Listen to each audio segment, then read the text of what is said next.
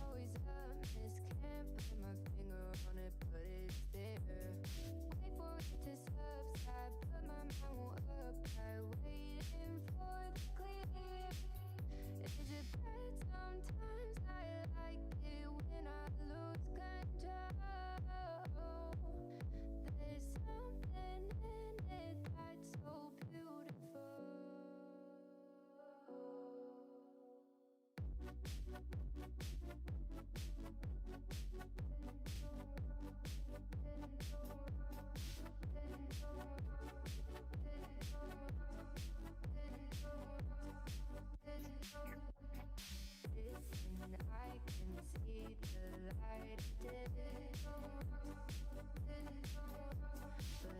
I can also see the bones decay.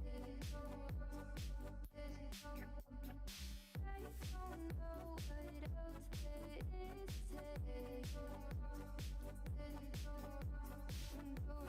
there is to say. I'm doing my best not to run away. Sitting throwing rocks across the pavement, hoping it'll cave in and swallow me whole. Wondering how the world keeps on spinning, kinda scared of living when it unfolds. Hard to see the light when everything is silent, waiting for the clear. Thankful I'm alive, but terrified of dying. But hey, I'm still here. Is it bad sometimes? I like it when I lose control. There's something in it that's so beautiful. Listen, I can see the light, but I can also see the bones decay.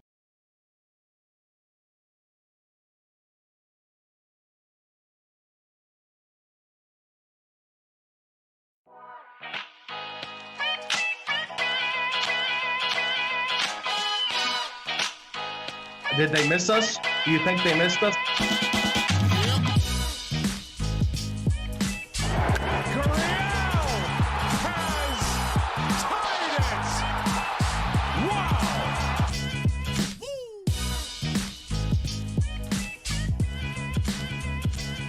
It's time for another episode of the 1203 Experience. Season 3 is here. It has been a hot minute since we joined y'all live here on Old Main Entertainment, the YouTube channel. If you are not subscribed, hit that subscribe button. Season 3 is going to be better than ever. I'm talking guests. We're going to have people on as much as possible. So if you want to come on the show and talk crap, by all means, let us know. We will get you on here. It is myself, Reed Graff. Good luck if you want to come on the show and talk crap to us. If you want to talk crap, guys out here. You got a tough crew to bring that crap to. I'm Reed Graff. Parker Ray joining me as always. This week is the first week back. We've been back for what, maybe a month, would you say? It's been a minute. It's been, this has been, 3 weeks ago was our last show. I was just checking the channel. So yeah, it's been a bit. It's been a little while. It's been a bit. We kind of stepped away, not even like by like any kind of, like we didn't do it on purpose. It just kind of happened. We just ended up taking a quick little break. But I think it's been good for both of us. And hey, it sets up a season 3 of the 1203. I mean, obviously we came back from college. We obviously graduated from college and we were apart for a good year before we decided to bring the show back. Spent the next, 7 months doing the 1203. Took a little break and we are now back calling this season 3. So, some things have changed quite a bit. Quite a bit has changed, wouldn't you say? Season 3 is going to be great, like you said, and I agree. Things have changed a lot around here. First off, what people don't know is I'm reformed. I'm not as crazy. I'm a lot more just tuned in. I'm straight edge. I'm very boring now, Reed. I'm very boring. I'm just trying to be a politician now. I'm running for Texas governor. We'll see how long that lasts before I get upset. And it may last forever, guys. This may be me. I may be boring now. I hope not, but I'm trying to run a smooth sailing campaign. I've already made some announcements for my governor campaign, but I'm sitting out here at the in the Capitol in Austin, just keeping it peaceful, keeping it real with my homies out here and having a good time. But a lot has changed in the world of sports as well. I know we weren't talking about that, but I'm just telling you guys, if you want to write my name in for the next governor election, feel free. I'm out there. I'm putting myself out there. I'm ready. I'm ready for a new Parker, a new professional looking. I mean, I got my hair combed over. I mean, we're all just looking groovy, just peace, love, man. Peace and love right here. No anger. No more anger. No more anger until we bring up the Texans here in a little bit. And then I bet What? it might come back out. You mentioned hairstyle. I've been doing something a little different with my hair recently. Since the last time you saw me, I just switched it up a little bit. Got bored of the same old, but when we bring back season 3, obviously we don't just want to call it season 3 and move on with the same stuff we were doing. We want to take the show to the next level. One of the things I looked into with doing that, I'm moving the show from SoundCloud to Anchor. Now what that means, that won't affect much for our viewers. It really won't.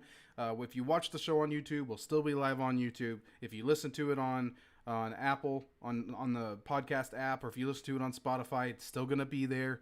It won't be on SoundCloud anymore, but we've moved to Anchor for a lot of reasons, and I don't want to give Anchor like an advertisement, but I mean, it's a great app. It allows you to create a podcast that does a lot of the work for you, the work that I was doing on my own. So we're excited about it. Another exciting thing about it, as the people that follow us know, we have a website. We're looking to buy the domain oldmanentertainment.com.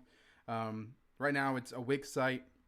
We'll eventually get there in the end, but if you want to help us do that, you can go to our Anchor website. We've got the links on our Twitters, and you can actually donate to the show or to Old Man Entertainment. It doesn't have to be much. You can sign up for a subscription. It's just 99 cents. You can do 99 cents. I think there's $2.99 and then $4.99. You don't have to. We are not begging for money here, but if that's something you chose to do and you wanted to help us get to our goal and keep help growing this show, I mean, yes. We want to bring on new people. We want to expand the blog. If you're interested in supporting that, by all means, find our links to Anchor on my Twitter, on the Old Main Entertainment Twitter, on Parker's Twitter. We post them. So if that's something you'd be interested in doing, we would really appreciate anything there. But also, just you can go over to the Anchor. You can also find all of our podcast episodes there. So if you're struggling to find them, we're elsewhere, which you shouldn't be because we're on everything. But if you are struggling, you can also find them on Anchor. Anchor has an app you can download to listen to podcasts. So that is a great way to support us if that's something you choose to do. And all the money, all this money is going straight back into the podcast, straight back into the show. So we can, I speak for both me and Reed. We want to make this show as good as we possibly can. Now, the more support we have, the more we can do that, the more motivation we have, things like that. We're going to keep being ourselves, and we're going to keep bringing on guests. We want this show to be great. But the more money we have, just in a realistic sense, the more we can do for you guys, the more content we can bring, the better content we can bring as far as the website and things like that. So at these early stages, this really is kind of a fundraising thing right now. If you feel like we've done something for you, if we made you laugh, if we've made you angry, if we made you do anything that's changed your mind or emotions or helped your day in some way, we would appreciate any kind of support. Reed said it best, but yeah, we would appreciate any little thing you can give us. Anyway, let's get to the show. Welcome to the 1203, Parker. As always, you and I love to start the show talking about something in our lives and what's been going on. And obviously, it's been a couple weeks since we last chatted. I mean, other than the occasional text to each other, we haven't really talked a whole lot. I know that you're still doing your substitute teaching thing, and I've been doing my usual sports. I mean, obviously, the basketball playoffs the past few weeks kept me busy. I think Jess and I drove to like 5 or 6 playoff games in like a week and a half span. So we've been driving to Abilene, driving to Lubbock. We almost ended up driving to Midland. Thankfully, ended up not having to do that. Basketball season for my 3 schools, other than the junior college, is now over. But that's what kept me busy the past few weeks. What's been keeping you busy? For me, it's been a lot of substitute teaching. It's been like you said. I've been working every day. Been studying for this new test, the science of teaching and reading. It's another test the state of Texas is making us young teachers take. Even if I was, say, already certified last year, I think they would still make us take this test, which was the science of teaching and reading test. I won't bore you with the details, but it's a lot of It's a lot of like formulas and things on how to help teach kids and all that. Basically, what it comes down to is it's just studying. It's work and studying. It's like I'm in college again, but I mean, I wouldn't trade it right now. I'm having fun subbing, getting a little break from the responsibilities of actually being a real teacher. Hopefully, jump back into that in August when school starts around. But yeah, I've had a little kind of a break from the teaching side of it. Still been subbing every day. Still been staying busy. Kind of stacking my money up from my last job. Still have a pretty good little fun there, and so I'm trying to stack my money up, plan my next move when August comes around, and get myself another little apartment again and branch out again and start my own little life. I want to get a dog. I want to get a water bed. I want to get a lava lamp. I want to get a beanbag chair. Big power moves. We're talking power moves. I'm making big power moves. I want to jack my truck up so people can say, oh, this guy probably has a little pee-pee. And I could be like, maybe, but I have a big truck. So just all these things I'm going to start doing. Build my own brand, kind of Power Move Parker, making these steps, and then maybe have my own little bachelor pad. I got the kind of 70s vibe going on. I'm going to get a futon for the guest. If anybody wants to come over, they can crash on the futon. I'm going to be a guy with a futon. So that's going to be my thing. You want to next move? That's your goal, to be up and get ready for it. To be the guy with the futon. That's the goal. Yeah. Parker, he's got a futon. You can stay on his futon. Yeah, we hang out at Parker's place. Parker, you want to go to Parker's house? Well, he's got the futon. You got the futon. I mean, you could just pull it out. It's a futon. It's a couch and a bed. It's a futon. It's crash on the futon. I mean, how many times can I say futon in this podcast? If you can sneak in enough, I think we can probably make some money off of a futon brand. I think if you convince someone that sells futons that the 1203 is a good place for them to try and sell their futons, I think that's a win-win. So, hey. You just said futons a lot. All right. Gotta get the futons in there. Futon. Let's get the futon to the next topic. Anyway, where do we even start as far as sports news? I mean, obviously, for those of you that might be new to the show, we call this the 1203 Experience because we call it an experience-based podcast. What that means is we just base it off of things that happen in our lives, what we care about in our lives, not necessarily a sports show per se, not necessarily an Astro show, whatever. But the Astros and the Rockets and the Texans and the Cowboys, we're big sports guys, so that obviously ends up being a common topic. You'll get a little bit of politics in this show from Parker. We might get to that near at the end because there's a lot of that to go around. Quite a few things happened in the Texas world since our last show. For sure. So we'll definitely talk about that a little bit, see what our personal experiences were with that.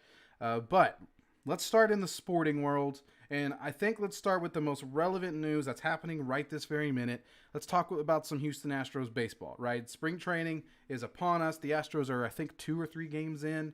Already got a major injury. Framber Valdez, one of our better starters, breaks a finger. Pretty bad loss, and most of the reports I'm seeing is it's a pretty severe injury. What are your thoughts on that? That's upsetting, Reed. That's very upsetting for me because Framber was the guy. I was one of the guys I was talking about. Like, okay, well, he was one of the young guys. I thought, okay, they're going to look at. He's going to be the guy that's going to surprise some people because last year in the playoffs, I mean, he was one of those guys that was just really dealing for the Astros. Yeah, it's a big loss. He was one of the guys. He was really one of those people I thought, hey, they were going to count on a little bit. They've already got. I mean, we don't know. The big question mark, and I've been hearing this a lot lately from just random people in Houston Twitter, but the big question mark: can the Astros do it without Verlander? Can they do it without cheating? Can they do it? You know, there's so many question marks with the Astros, and I mean, I still think yes, this team is capable, but these little things that happen, I wouldn't even call it a little thing. These things that happen with Framber and these things like that, I mean, they are setbacks. They are major setbacks. And the way things are going with Houston sports, it's just so frustrating in general to comprehend. Honing in on the Astros, they really are the last hope of Houston right now.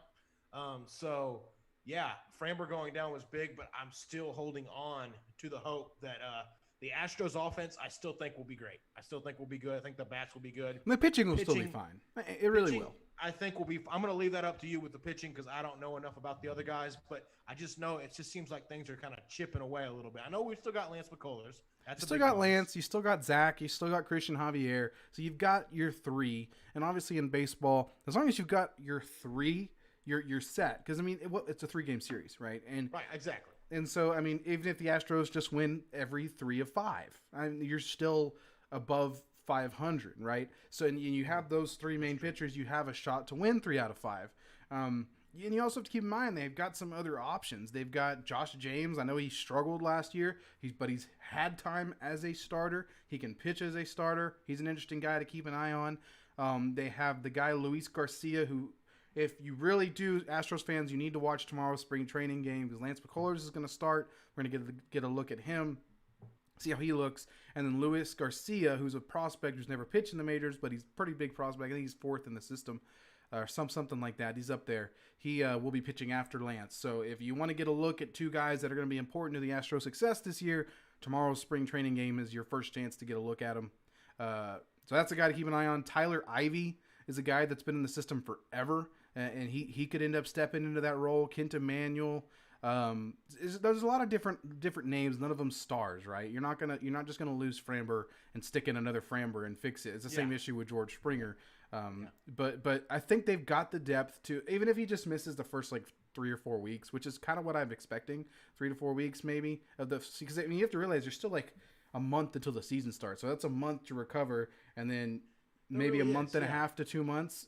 So maybe he comes back late April, early May. I think you can survive that long without him. You really can. With the full, they're getting some games in this year. They're actually going to play. I mean, I guess, is it a full season or is it close to a full season? It's a full season. They proposed a shortened season, and the players said, "No, we play in a full season. We ain't." Okay, good. We're not doing that crap. You got time to fiddle around. You got time to figure it out. So I wanted to talk to you about Miles Straw, though, because there was one game where he actually did pretty well. I think he went for 2 for 2 or something, 3 for 3, or I don't know, but he was leading off for the Astros, and everybody was saying, "Oh, Miles Straw, why would you?" Listen, he's the traditional perfect leadoff guy, and I think there was one game a little while ago on spring training that he actually did pretty well, and he's not going to replace George Springer right off the bat. Obviously, he's not that type of guy, but what do you see? Have you seen anything from Miles Straw or looked into that? I know you've been busy, but Miles Straw to me was here just seeing those numbers and people constantly trashing him. He's actually kind of early on done what he's supposed to do. He's done exactly what he's supposed to do. I mean, that's the tricky thing, right? The Astros are this very analytic-based team, but when you break it down and you go back to basic baseball, Miles Straw is exactly what you looked for years and years and years, what you wanted out of your leadoff hitter. I mean, he was literally the epitome of what you wanted. So I think, it makes he makes a lot of sense at the leadoff spot. He's not going to hit for a ton of power, but I mean, if you look at his stats last year, at the major league level, he had 33 games, 207, 244, 256. So, I mean, not the best, but his on-base percentage throughout the minor leagues has never been below 300. In fact, he's usually been in the 400 range. And his weighted runs created plus, which is an interesting stat. It's a very basic way to boil down a guy's value. Throughout the minor leagues, I mean, if you're anything above 100, you're an above average player as far as offensive value. At every level he's been at, I mean, so his first year at AAA, he had an 83, but then in 2019, before the whole shutdown, he had right at a 100, and he had an on-base percentage of 378. I mean, you're talking about a guy, all he's got to do is get on base, and he whether it be a walk or a single or a hit by pitch, all he's got to do is get on base, and it's a double, because they're not going to throw him out. They just straight up cannot throw him out. No, so he's one of the fastest guys in baseball. There was this video of him. I mean, it was like one of his dogs. I don't know what kind of dog it was, but it was a medium-sized dog. And he gave this dog a head start. I mean, this dog was hauling it pretty good.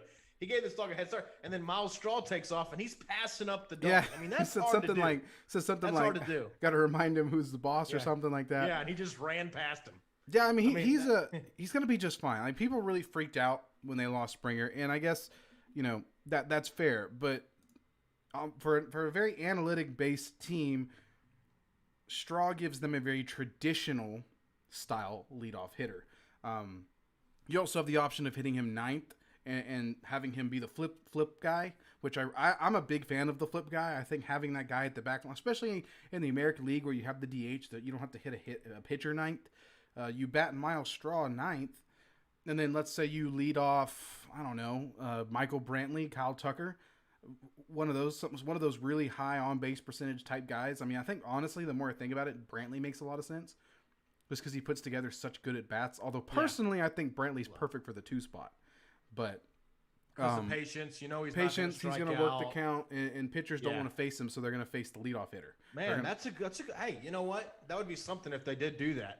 I think it's interesting. So I was looking at a comment about Dusty Baker, a quote that he made about Jordan. He finally got his first real good look at Jordan, and he was like, man, a guy that walks like that's got some swagger. He was just I'm paraphrasing here, but Dusty Baker's like, when Dusty Baker sees you and he can kind of tell if you've got that swagger or not, Dusty Baker, a guy who's been out in the league forever, took one good look at Jordan. He's like, yeah, I can tell by the way this dude walks. He's special. So I bet Dusty's happy to have Jordan back in that lineup too. Yeah, I'm looking forward to seeing him actually take at bats because I mean, obviously double knee surgery is not easy to come back from, but luckily he's only like 23 maybe. He might have turned 23. He's young, He's real young, and they're not going to need him to play defense. They've got, obviously they're probably going to go Brantley left, Straw center, and then Tucker and right. I don't know who that 4th outfielder is going to be because, Souza could probably do it. I don't think Souza brings a ton of defensive value. He probably did back in his younger years, but, now that he's 31, 32. Did you watch the game the other day when he played first base? Souza? No, I haven't got to watch any of So those. they played him at first base, and he was awful. He never played first base in his career. He's trying to be more versatile to provide more value so he can make the club, and he was terrible, absolutely terrible at first base.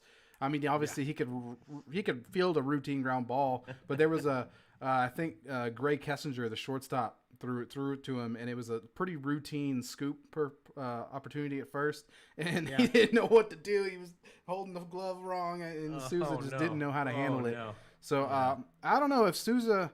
I don't know where his defensive value is. I'd really have to look into that. I think Chas McCormick makes a lot of sense as a 4th outfielder, guy that he's hit really well in the minor leagues. You need to look him up. He's hit really well in the minor leagues. Fantastic.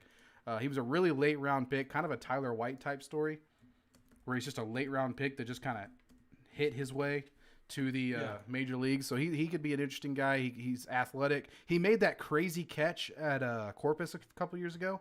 I don't. You probably at least saw the clip. One where he fell over the fence. Yeah. But yeah. I'm looking into him now. Chas McCormick. He's 25, still young. So yeah, he's been a pretty good hitter. He hit 10 home runs last year at AAA. He's a low strikeout, high walk type guy. He's exactly what you want. He's got a pretty good, pretty consistent bat.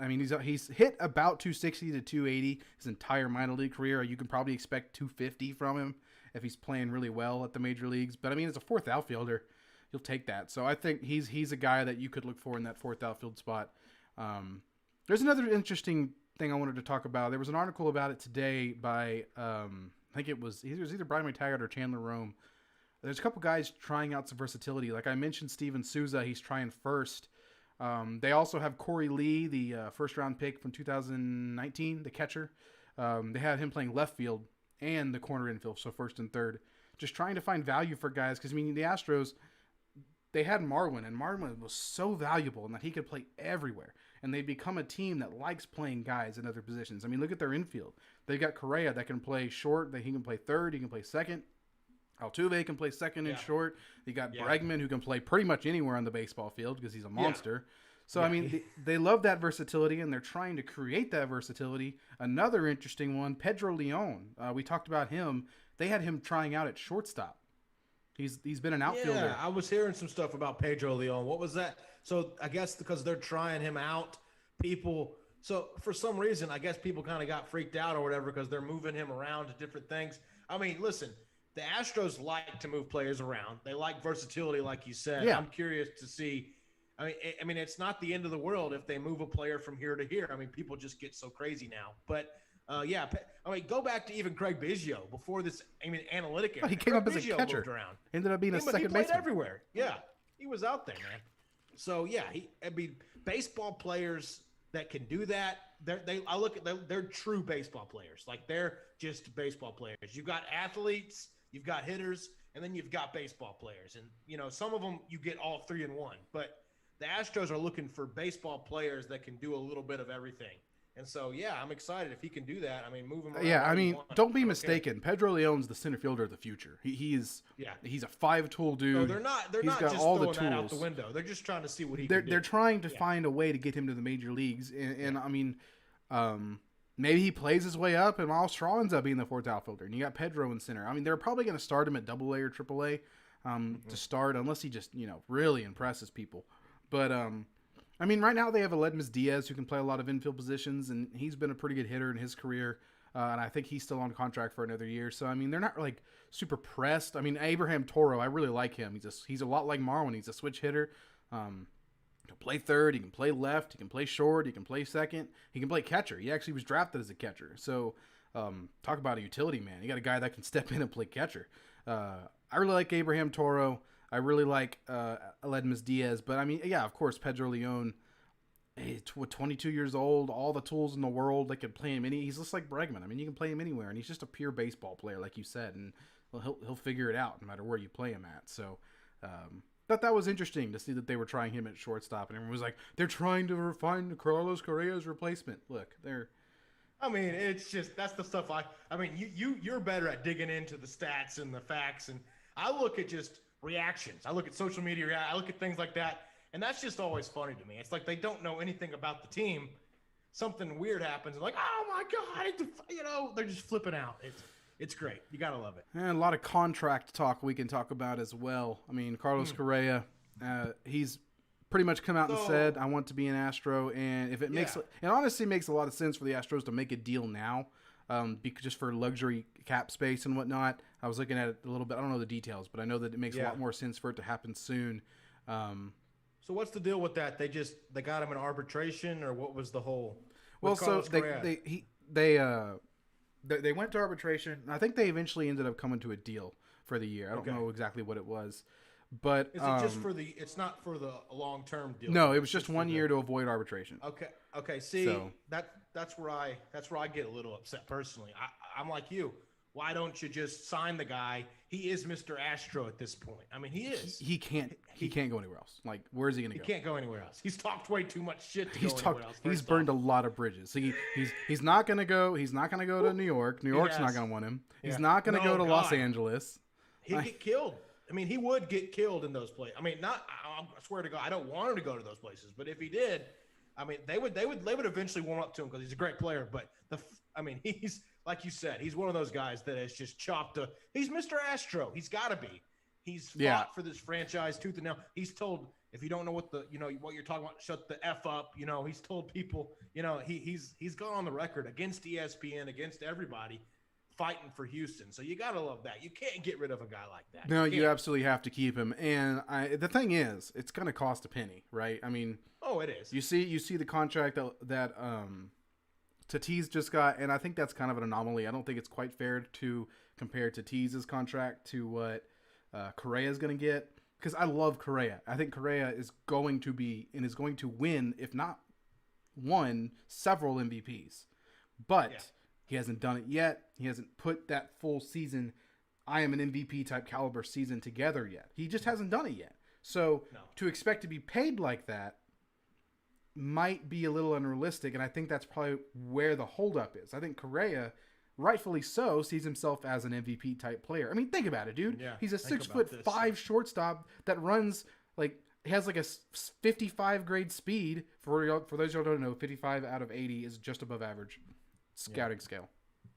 He has the best arm out of all shortstops, and he can hit 40 homers in a season if he's healthy, and he's a shortstop? Come on. He has the right to demand that type of money. But if you're the Astros, it's like, you haven't seen it yet, though. Yeah. You got to understand both sides of it. And you look at the Astros, the position. It's almost like, I mean, even back when they had Springer, it was just crazy talent. But now, still, Altuve MVP, Bregman MVP caliber, obviously could have won it easily. No, if a guy named Mike Trout didn't exist, he'd have an MVP. He would have won. Yeah, he would have won that. So. And then you got Correa, who was he can be a potential MVP guy too, and Jordan, who was the AL Rookie of the Year. So he won MVP because he just played defense. Unless he gets 80 homers, and I don't think you can argue. He's never going to actually probably win that. But yeah, what you're saying, AL Rookie of the Year is pretty darn good. He's got the good trajectory of a player. So yeah, the Astros, hold their water is what I'm saying. Hold their water on offense. I'm still it's hard to get much better than what the Astros have. I mean, I'm sure there's lineups out there, but lineup wise, they're up there. I will say, kind of countering what I just said, you got to pay Correa straight up. You got to pay him. I don't give a crap. No, you got to get it figured out. Don't let him go. Yeah. I mean, it's time. I just said obviously that he hasn't showed that type, but I believe that he's going to. I said as much. I think he's going to win several MVPs. I want him doing that in Astros uniform. So I wouldn't pay him Tatis money, but I think 8-year in the $200 million range is not unfair. I think that he's developed into a locker room leader. Oh, 100%. And he's 26. You can't put a price on that. You can't put a price on a locker room leader. Give him an 8 to 10 year deal with opt-outs going after like the 6th year. So if he gets to 32 years old and the franchise, for whatever reason, is starting to decline or he wants out, he has the option to do that for like 220 or 180 to 220. Like do that, backload it so that you can pay guys like Bregman and Altuve during your window, which is right now. And then later on, you pay him the big contract, and we'll figure it out later. But get him locked in. It's simple as that. I don't know if it's a money issue. I'm not really sure, but they need to get it figured out. Anyway, that is a little bit of your Astros update. We typically get at least one of those in on every show. We try. I mean, we're going to get a lot more because Astros are going to be season just started. They're going to be what I want to talk about too, because the way things are going with the other two teams I like. The Astros are. We're going to be down doing a lot of Astros stuff here in the future for sure. Got a lot of really good Astros people that I could try to bring on the show. Like I said, that's one of our big emphasis this year on season 3. We're going to really push to get people on the show, get people that y'all care about hearing their opinions, people that you've seen on the show before, like good friends, or maybe we'll get some people, like we've had a couple guests on the show. We can try and get them on. That's going to be a priority for us this season, is to get people on this show, help grow the show. So if there is somebody y'all absolutely want to hear from, whether it be a friend of ours or someone in the media business that you want us to try and get on the show, by all means, let us know on Twitter, put it in the comments, whatever. We will do our best to get them on the 1203. Let's move on to the next topic of discussion. Well, before we move from baseball, I want to give a quick shout out. Texas State baseball is playing Texas today in about 30 minutes. Looking forward to seeing how that one goes. They're going to be on ESPN Plus for those of you interested, so tune into that one. Let's talk some football. And this is going to be a sad subject for you, Parker. Oh, God. Something happened a couple days ago. Yeah? A certain Wisconsin boy moved to Arizona. Aaron Rodgers got traded to the Cardinals? Who? Oh, nothing. J.J. Watt is a Cardinal now. Not even a Wisconsin. That sound, I just want to throw up saying he's not in Texas anymore. Here, he's not in Texas, and I don't even think. Here's what I think. I think he looked at the contract. He was like, dang. He got a lot of money. I'll take it. Yeah. Oh, so 2-year, $31 million. $20 million guaranteed, dude. That's $23 million guaranteed. Was it 23 million guaranteed? So yeah, I saw that too. I was like, wow, $23 million guaranteed, 50. So almost his whole contract is guaranteed. And he's got $31 million total. Here's the thing for a guy like that, it's hard to say no to that. I know he's trying to, he's thinking about starting a family. I mean, he's got the wife. She's playing in Chicago. Here's what I thought, really, honestly. I thought everything was pointing up north. I thought it was going to be Pittsburgh, Green Bay, Buffalo. I really thought it was going to be one of those places. And he constantly talked about wanting to win a ring. That's the next thing he needs to do is win a ring, right? Well, I really thought Pittsburgh, Green Bay, one of those, even Buffalo would have been one of those places. Buffalo would have been cool. Buffalo would have been crazy. Yeah, I would have been a Buffalo fan for the year. I mean, they would have been the AFC. They would have been the AFC champions. I mean, yeah, they would have been the AFC team to beat, in my opinion, if that happened. But even over the Chiefs? Yes, even over the Chiefs. I think the Chiefs. Listen, the Chiefs have exposed something. I mean, when they can get pressure on Mahomes, which they did, and he still made some great plays. But that's going back a Super Bowl recap. I don't want to get into that. But the defense, man, when they get in Mahomes' face, really did a number on him. But so I think the Buffalo Bills would have been great for him. Him going to Arizona really surprised me. He's just like a picture of him working out. He had his Arizona shirt on. He's like Source. me. He's the one who made the announcement. He wanted to beat. I say, unlike other people I know in Houston, or that were in Houston or about to leave Houston, J.J. Watt's over here saying, listen, I'm not going to let the media people steal the spotlight. I'm going to come out and break the news. And that's how you do it with Twitter. You just put on a shirt and say, hey, this is me. But so that I like the way he did it. He was very respectful about it. And I understand money is money. But I don't have a lot of faith in Cliff Kingsbury as a coach, first off, in the pro level. I don't really know if Kyler Murray is that guy, if he's going to be that guy to lead a championship caliber team in the NFC. I just don't know if the Cardinals are where you're going to go and be like, okay, now we have a chance to go to the – they were 8-8 last year. And so this year – I don't know what the record will be. I mean, I don't even know. I mean, they may win the NFC. I'd give them 10-6. I mean, they'll probably make the playoffs for sure. But I don't know. I just don't put them as a team that's over the hump as other teams that were a lot closer than the Cardinals that he could have gone to. And the Cardinals just weren't talked about. The Cardinals came out of nowhere and said, oh, we're scooping him up. I don't think anybody had the Cardinals getting J.J. Watt before this. And if you are, you're probably lying, because that's just not one of the teams that was on anyone's radar. So I was surprised by it. I knew he was gone. He already said he was leaving Houston. That was sad. I kind of already mourned when that happened. But when he went to Arizona, I was like, I thought you said you wanted to win a ring. I thought that's what you wanted. And so I'm a little confused by the decision. I guess money does talk, though, at the end of the day. Well, didn't he get more money offered from, like, Indianapolis and Cleveland? Which Cleveland would have made a lot of sense, too. Indianapolis would have been a better situation. Cleveland would have been a better situation than Cleveland, definitely. Right. I don't know about Indianapolis. Okay, I'll give you Indiana. You want to talk about a bad quarterback situation. Are you not? So I didn't know how you felt about Carson Wentz. Me personally, he's okay. I don't even think he's not like a great quarterback, though. I mean, he has been in his career, but I mean, I guess he was, whatever. Time will tell. That's kind of my. He won a Super Bowl. He got his team. He was basically the reason the Eagles did so well on the regular season. He was an MVP candidate until his injury. Yeah, and then Nick Foles comes in and he does what he has to do, and everybody forgets about Carson Wentz. You're right. So the Colts, yes, I still think the Colts would have been at least even, and it would have been close. See, the thing about the Colts, though, is it's Indiana, so it's closer to where I thought he would want to be. He's going out to the desert in Arizona. I mean, he's farther away from his wife now than he ever was. I mean, he's on the other side of the country now. So it doesn't make – none of it makes sense to me. I don't know why he went to Arizona. I really don't. I think that DeAndre Hopkins obviously loves having him back. Him and Chandler Jones, we're going to see how that works. That duo might be a fun duo to watch. I think it's going to be a good duo. I think it'll be a good duo. I tend to disagree with you a little bit. I don't disagree with the Cliff Kingsbury take, because I don't really trust him either. I don't think we've seen him prove that he can win at this level. That style just doesn't seem to work. I'm surprised he didn't go to a place where they had a coach that had proven they could win. He must have a lot of trust in Kingsbury. He must have had some conversations with him. Where do you disagree with me, though? I like Kyler Murray, and I think J.J. Watt said as much. He straight up said that the reason he went there was mostly because he trusts Kyler Murray. And I'm going to be honest, I think J.J. Watt knows a good quarterback when he sees one. I mean, think about it.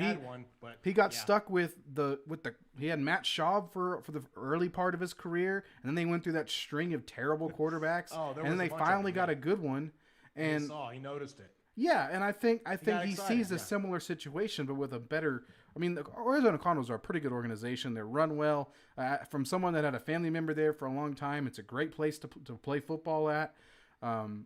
He's got Nuke there, so there's some familiarity. Yeah, Phoenix is a great city. Number one. Yeah, it's a great place to play. I mean, and the stadium's gorgeous. It's a younger team. Some of it.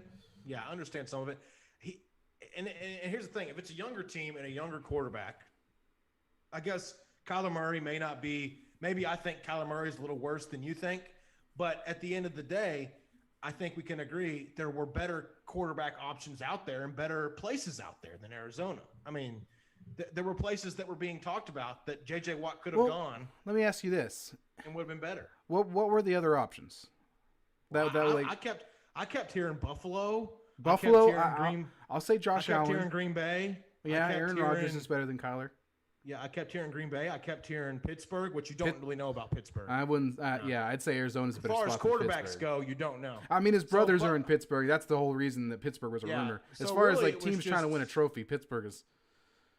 Yeah, so really it was just Buffalo. Well, I mean, the Pittsburgh thing was just because his brothers were there. But the Buffalo, I mean, Buffalo and Green Bay both honestly really thought Green Bay. Me personally, I thought it was going to be Green Bay. He was going to go back to Wisconsin. That made a lot of sense to me. And then I guess, to me, Indianapolis would have been weird too. And I also heard that the Tennessee Titans were kind of in the hunt for J.J. Watt for a little while, not a long time, but you put J.J. Watt on that Tennessee team, who knows? I mean, it's a different identity. They don't really rely on Tannehill as much as, other people rely on their quarterbacks. They have Derrick Henry. So, it's ground and pound, great defense. That would have been fun if he would have went to Tennessee. Not for me, but that would have been different. That might have been why he didn't go, so he didn't have to play against the Texans. Could be. That could be why he didn't go to Tennessee. Tennessee. Made a lot of sense. Yeah, I don't know. I see both sides of it. I can see why you would think like Buffalo would make a lot more sense, or even like somewhere up north, closer to Chicago, where his wife is. Even Chicago, just to be with his wife. But I see why he thinks Arizona's a good place to go and win. I mean, think about it. They got a young quarterback. They've got a young coach. I mean, let's be honest. In your first year as an NFL head coach, 8-8's not bad. You would think you'd go. Who do the Rams have now? They have Stafford, right? They got Matthew Stafford. They got Stafford. I guess the Rams. So you've got the Rams and the Seahawks, and I mean the Niners still have Garoppolo. I don't know how good the Niners are. They're a weird team. They're gonna have a good. Here's the thing about the Niners is he wouldn't have really played much because they've already got a good D line. I'm just talking about his division, who he's gonna be playing with. Yeah. I mean Russell Wilson. It looks like he's out of the Seattle. Looks like he's gone. He wants. So they're probably gonna be the last place team. So they may not even be in contention. But I guess you just have depending Arizona, on who they get at quarterback. But it just depends on what Seattle does. But I guess Arizona and the LA Rams are your two looking NFC. But if he would have gone to the AFC East Buffalo Bills, the Bills would have been the favorite by far, in my opinion. The Green Bay Packers, if he would have gone there, I think they would have been the favorite by far. So, I mean, when you go to Arizona, you're not even a shoe-in to win the division, in my opinion. I mean, yeah, but like I said, I can see why he chose there as like a dude trying to win. I think Arizona is a team that he likes you mentioned a team that's not over the hump. We'll see. Maybe they're not over the hump yet, but maybe he's thinking that his addition and they're about to get over the hump. I don't know. I would agree with you that they're not quite. As a fantasy owner of Kyler Murray, I just have some complaints about him. That's all. I mean, he's maybe a great quarterback, but he fell off towards the end. I mean, I was looking at his last 4 games. His last 4 or 5 games, I think he only had 4 touchdowns at the very last 4 games of the season. So he struggled a little bit there at the end. Okay, we've talked about this a lot on the 1203, and I don't want to keep beating it like a dead horse, but the Deshaun Watson situation. They keep trying to get him to stay, and he keeps telling them he's not coming back. I mean, I think the most recent news was he straight up told the head coach, look, I like you, but I'm not playing here. I'm gone. Hey, I told you the Texans were going to hold on. I mean, I made a big deal of it in the last podcast, but I said the Texans are going to hold their ground, whether you like it or you don't. I don't know how this is going to end. It's going to end bad. It's going to end bad. It's straight up. Yeah. I'm thinking it's going to end up in a holdout situation. That's the only way I see this going. Yeah. Because they're not going to trade. Everybody thought after my last podcast, people were like, "Oh, whatever," coming at me. But here's the thing: all I was saying was, if you're the Texans, you keep him because he's under contract and all that. And I was getting into that little detail of it, but.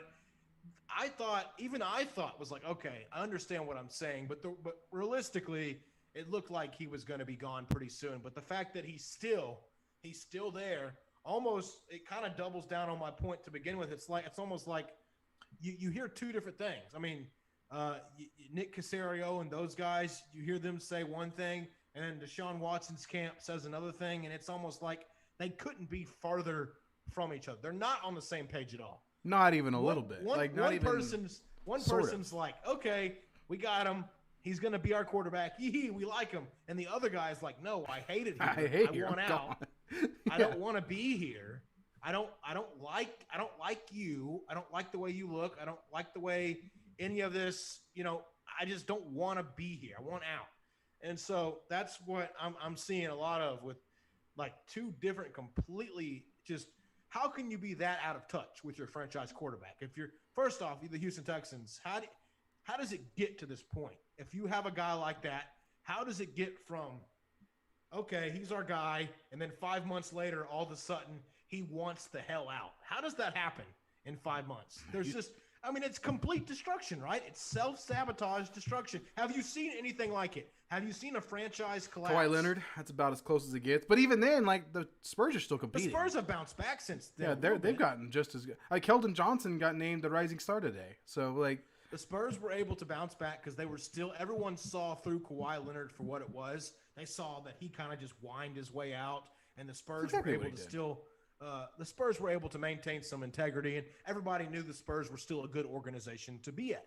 But with the Texans, it was like, okay, we knew the Texans were whatever. You know, they were kind of out of the spotlight. No one really knew. They're like, okay, Cal McNair, he made some comments, whatever. It's just another organization. You know, it's under probably the radar. Racist, but, you know, what's probably racist, but almost owners are. So, you know, we're screw it. You know, just another racist old white guy in the NFL. But so that's probably what they thought at first. But now it's getting highlighted that, oh, they have a what running the team? They have a preacher? A preacher is running the Houston Texans? What? Let me look this Jack Easterby guy up real quick. Oh, a preacher? He's a televangelist. He's Joel Osteen.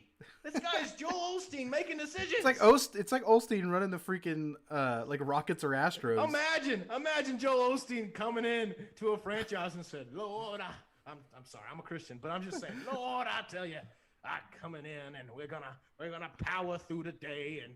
God bless you, Deshaun. God bless you. You're going to come here with the Texans and, yeah, I mean. Deshaun's like, I don't think honestly, I am. I've seen. I don't think I am. No, God has told me. God has told me, son, you will stay in Houston. You're baptized by the water of Houston. No, but I'm going to hell probably. But it's like this dude's like super religious guy, right? And I've seen enough religious people to know this. Like, the way he talks, he tries to tell. He's almost like a youth pastor. We may have, I don't know, youth pastor. You ever been to youth church? Grew up in it. So Lutheran. You got these youth guys. You know, these youth pastors. They come in, and they. I don't want to get too deep. So you better watch. I'm walking on some thin ice here. But they got these guys that you know how they try to tell jokes. They try to relate to younger people. These youth pastors, they're kind of older. They may be in their 40s or 50s, and they're trying to relate to these 19, 17-year-old guys. In his case, 20-something-year-old guys. It's almost like Jack Easterby doesn't know how to talk to people, and so he's up on stage sometimes, or he's talking to people, and he tries to say these things he thinks are cool. And there's little clips of him telling jokes, and it's just like, dude, it's cringy. Like. You may be a great pastor. You may be a great pastor. But when you try to relate to what's going on in the NFL and talk about football, it's like, dude, you're way out of your lane. I don't know what spell or, you know, what prayer you said over Cal McNair or, you know, the son, the Cal McNair. I don't know what he's done to Cal or what pictures he has of Cal. But this guy, he was in the confessional booth and he was like, "Oh, you boy, you better give me a job or I'm gonna let the world know." On Cal. He had a voice recorder in the confessional booth. You better believe something's there. Something's there, man. So yeah, I'm done with that subject because some things I didn't even want to say right now because I want to leave it at that. But yeah, there's we all know people like that. You went down this tangent. I just want you to know you went down this tangent all on your own. I did not lead you. Did I? So how long did I keep? So how long was it? Did I keep my composure for season 3, or am I off? I think we're already getting canceled. I didn't take long. Okay. Golly. Oh well. Let's keep going. So much for monetization. Hey, let's make it worse. Let's do it. All right, let's go full head now. What's wrong with the Houston Rockets? What's going on there? A lot of things. So they haven't won a game since I think I was 22, 24 now. So 2 years ago. Oh, and they're retiring the dude that said, peace. He's like, yeah, they were. So this is how backwards things are. It's like getting broken up with and then getting the tattoo of the girl that broke up with you. Like, yeah, I mean, it's a beta move, man. It's a beta. whatever you want to call it. There's alphas and there's betas in this world. The Rockets are total betas for James They're Harden. simps. They're simping for Harden. They're simping hard. Everyone's on Hot Rockets Twitters, except for me, by the way. Except for me. I'm like, screw this guy. Look, I don't want to talk to him ever again. I'm the guy that you break up with, and then all of a sudden, your house is on fire. And you're like, whoa, what the hell happened to my house? It's on fire. My dog's missing. Please help. So I'm that type of guy. But there's also guys that just want to apologize. I mean, listen, you can't retire a jersey this fast. You look sad. Has he even been gone a month? Effort. Dude hasn't even been it's gone like that long. 4 weeks. Dude hasn't even been gone that long, and you're already, like you said, getting your name tattooed on his name tattooed on your chest. Just take me back, baby. Take me back. You're retiring his number. How stupid is that? You're retiring his number. He can't even come back if he wanted to now. His number's retired. He can't. So, I mean, how stupid is that? So you just retired his number. So, like, what's he going to do when he signs that one-day contract in 4 years? This is the quickest number retiring thing I've ever seen in the history of sports. It's pretty funny. Houston, I mean, I thought Tillman Fertitta was like, I mean, listen, when they said James Harden was retiring his number, I was like, okay, he must have gotten a car wreck or something. He probably died. They're retiring his number. Nope, still getting buckets. No, Brooklyn. He's still alive, and he's still playing in Brooklyn. And he's constantly, every interview, he says, well, I'm glad that I have better teammates now. Literally, like, that's what he says. He's crapping on Houston, and they're like, oh, I'm going to pay you the rest. No, I don't know. Have you ever seen a jersey retirement when the guy is still playing? I don't think I've ever seen that.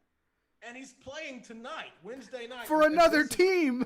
Yeah, he's playing in. He's coming in Brooklyn. And they're just bowing down to him. They're retiring his number. All that talk. It's like, dude, I know he's done some great things and whatever, but I mean, you got to give it some time. I mean, the crowd's going to boo him. I mean, the crowd should boo him. I hope Houston boos him. I'm going to have to go down to Toyota Center myself and start a riot, I guess, because no one else knows how to act around here. When someone leaves you at the altar, you don't just hug them and invite them over for dinner. That's what happened. It's so stupid. How far are we on this thing? All right. It's so stupid, I'm so glad this show's back. Yeah. No, I mean, you're 100% right. Like, it's different if, like, he went and played in Brooklyn and played there for 3 or 4 years and then retired, and then you brought him back for a one-day ceremony, and then you retired his jersey. It's like, oh, he was like, led us to the playoffs 8 years in a row, blah, blah, blah, blah, blah. That's different. The dude is, like, still playing. He's about to play you. You announce, like, the day before he's going to play you that you're going to retire his jersey, and all he's done is talk crap about you for the past year and a half. The entire time. It makes no sense. Completely shitting on you. It's like this guy can do no wrong. I mean, this guy can literally. I mean, the organization reminds me of the John Mulaney joke, where he's just like, "I'll just take any treatment. You can do whatever you want to me." You got to know your worth, Rockets. You got. I mean, right now we are dog shit right now. I will say that. But you got to know.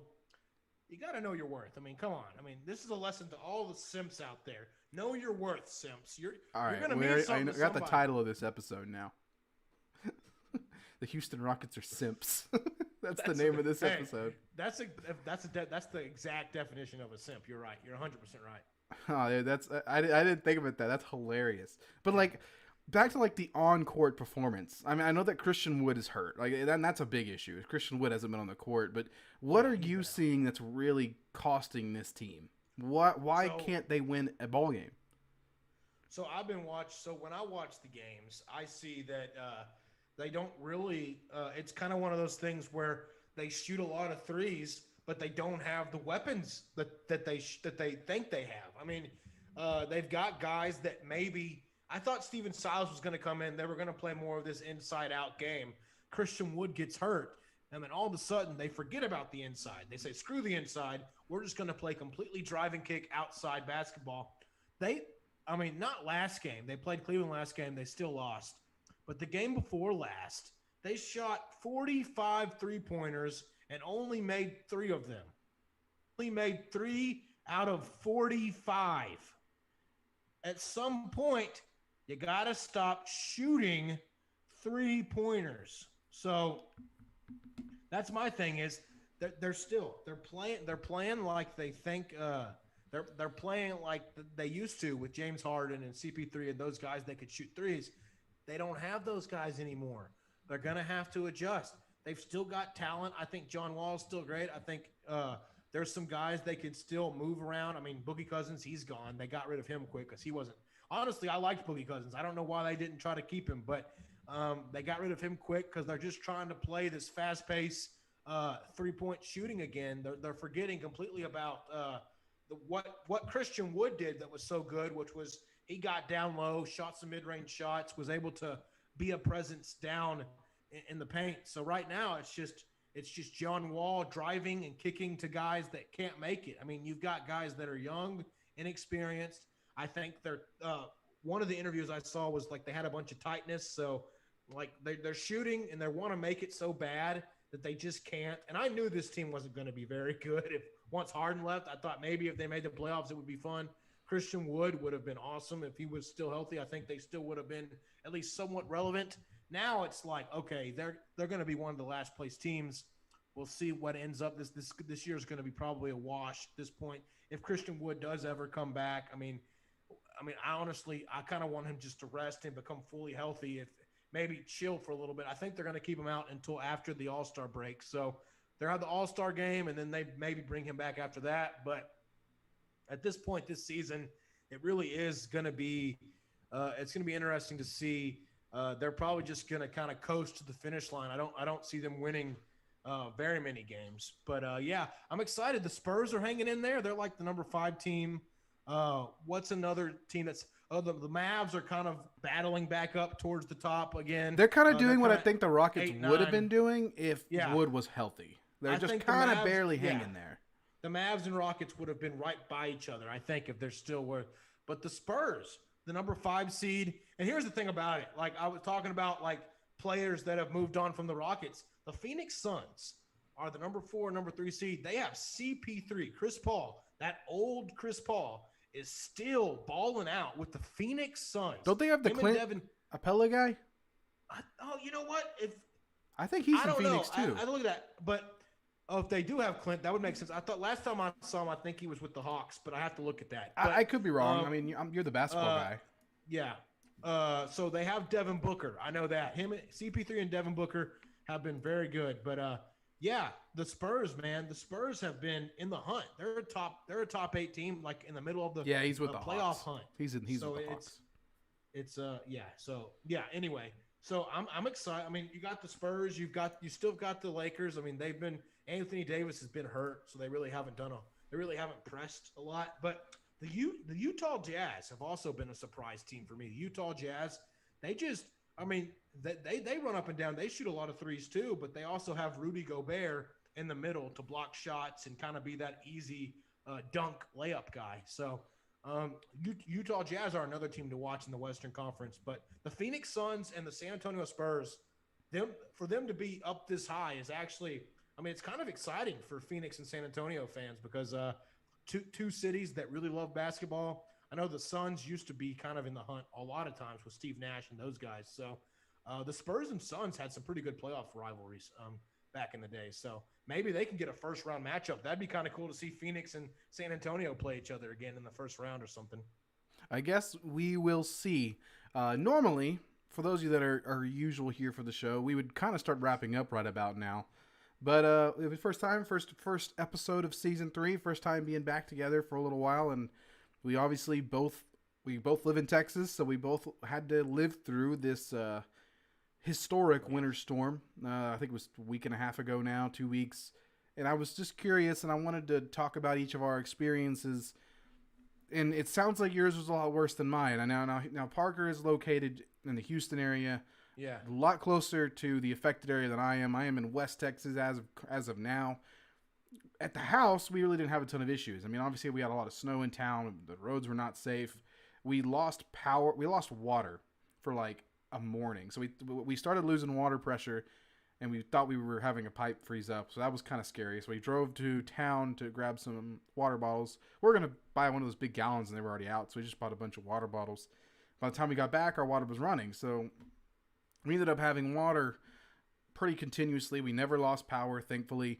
We did have a pipe burst in our back house over the weekend following. So once everything thawed out, we had to rip all the carpet.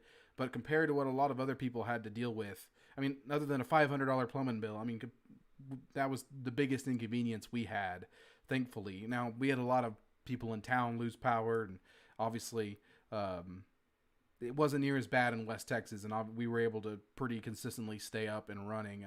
We got like a week off from work. That was kind of nice, but other than that, everything's pretty rough. But you and your family were really in the thick of things down in Houston, and things got really bad there. What was your experience? Houston was terrible. Houston did not know. So Houston's got I mean, it's basically like the home of a lot of refineries and plants and things like that. So my cousin who works in the oil field, he was busy, you know, the week after trying to get everything back online. And it just took so long. It's safe to say that no matter what form of energy you want to go with, it wouldn't have mattered. So a lot of people are over here complaining about, oh, well, you got to do this, you got to do that. Listen, the state of Texas wasn't ready. ERCOT wasn't ready for this. It doesn't matter. Simple as that. Simple as that. So let's just cut. Ready. So I want people to just know that that's where I'm coming from. The fact that I've seen both sides. I've got family in the oil field. I got family everywhere. We just weren't ready. Nobody was ready for this. So when like the plant started shutting down, everyone got a little freaked out. Of course, here when that happens, it's like, oh, what's going on? And then all of a sudden they started doing these rolling outages, which were a pretty big inconvenience for most people. In Pearland, it wasn't as bad until Wednesday. We were out for 12 whole hours, and it was the longest day. I mean, they shut the schools down, obviously, for a week. Everybody was shut out. In Baytown, Texas, though, where a lot of plants are and where my cousins live and everything like that, they were out of power for like almost a whole week of no power. They had messed up power. I mean, you can't live like that. My cousin has just like they just brought triplets into this world. So they have like 3 newborn babies and then 2 older kids. And so it's like, listen, how they had to go to my aunt's house and, huddle around the fireplace for a whole week, eating food out of a can. And it was just like, dude, you can't live like this. I mean, in America, we're not used to living like this. In Texas, we're not used to shutting down for this long. So it's like, for whatever reason, the city of Houston in general has got to do a better job, and Texas and all that. Part of why I'm running for governor is you got to do a better job of planning.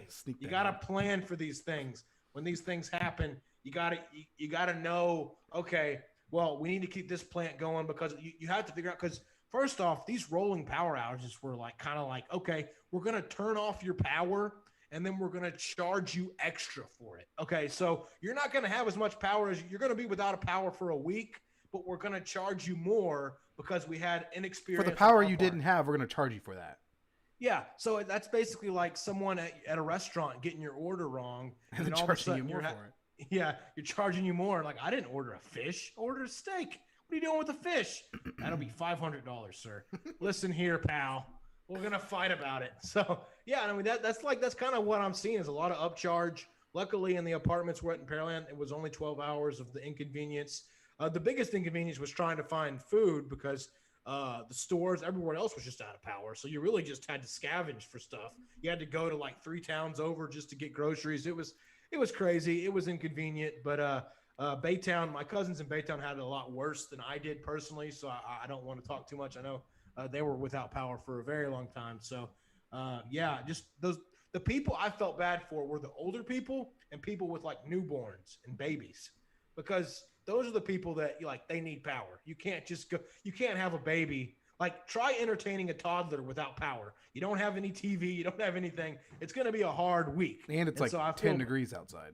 Yeah, it's like 10 degrees. So what are you going to do? And you're going to freeze. I want to ask you this. And obviously you said that y'all didn't have it quite as bad. So it sounds like, the 12 hours sounds rough, but I didn't have anything like that. Yeah. But for that 12 hours, what did y'all do for 12 hours when you just had you probably couldn't sleep much because you're freezing. What? No, yeah. Well, what luckily, personally, I know obviously a lot of people had a lot worse than you and or a lot better. I mean, look at me. We were pretty much unscathed, thankfully.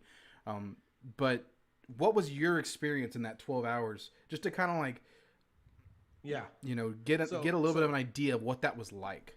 So we woke up. So luckily it was during the day, so it wasn't It wasn't too bad. It wasn't at night. At night would have been kind of hard because you would have need the heater. But we had it on the heater was like 68 degrees or whatever to start the day.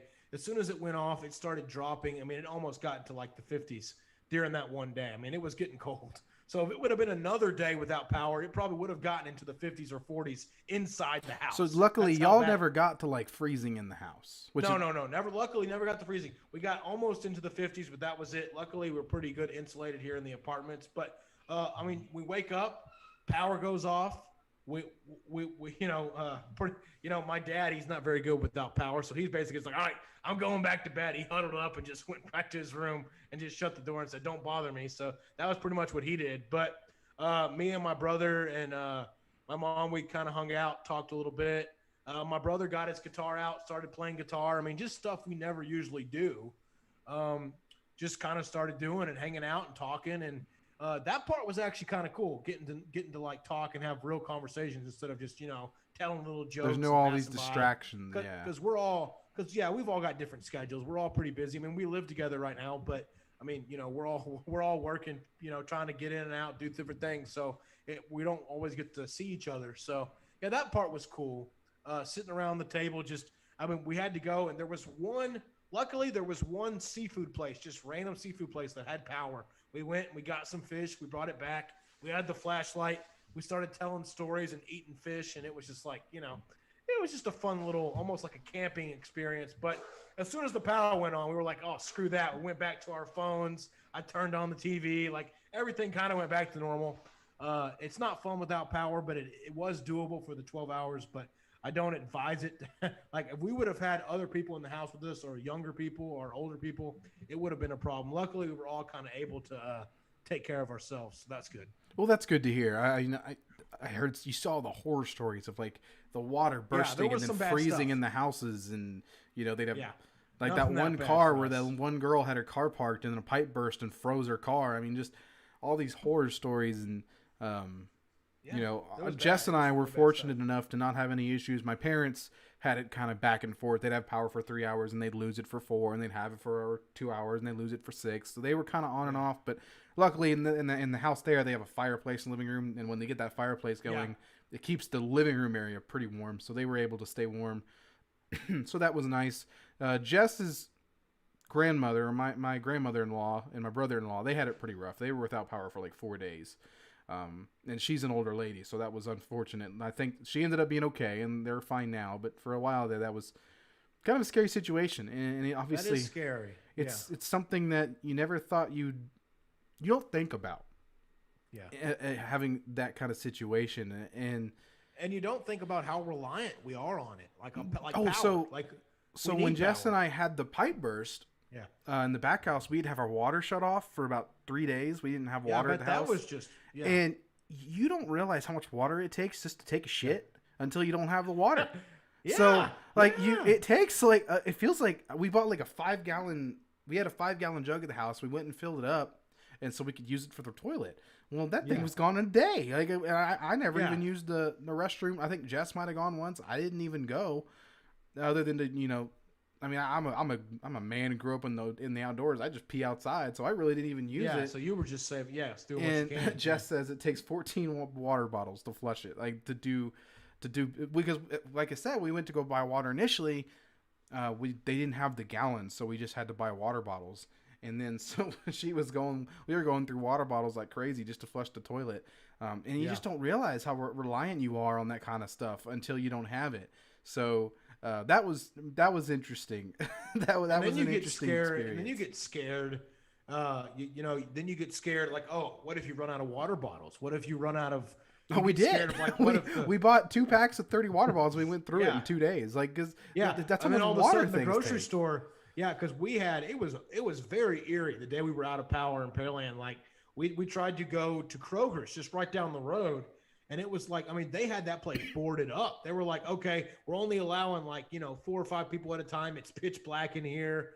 You had to have a flashlight just to walk around the store. Like, it was like almost like something you would see in like an old apocalyptic type movie, a war movie. Yeah. Like an old just American pastime movie or something. Like it was like we were going back in time a little bit. It was kind of scary, but yeah, I'm glad we got it back. It shouldn't have happened. It shouldn't happen at all because I mean, honestly, up north, things like that happen all the time, and it's like, another day. You know, it freezes all the time. But Texas just was not ready for that. Not at all. And I mean, we could get into the politics of the situation, and maybe we will in another episode. But I don't see any reason in getting into it today. But I 100% agree. We should have been more prepared. There were a lot of signs for years and years and years that a thing like this could happen. We should have been ready, and we weren't. And that falls on Abbott. So here's the thing. Abbott was the leader, of course. Here's what I saw happen. There was two. Like as soon as it happened, both the left and the right just wanted to kind of ping pong. Like they were just playing ping pong with the state of Texas and civilians. They were like, "Oh, it's y'all's fault. No, it's y'all's fault. No, it's y'all's fault."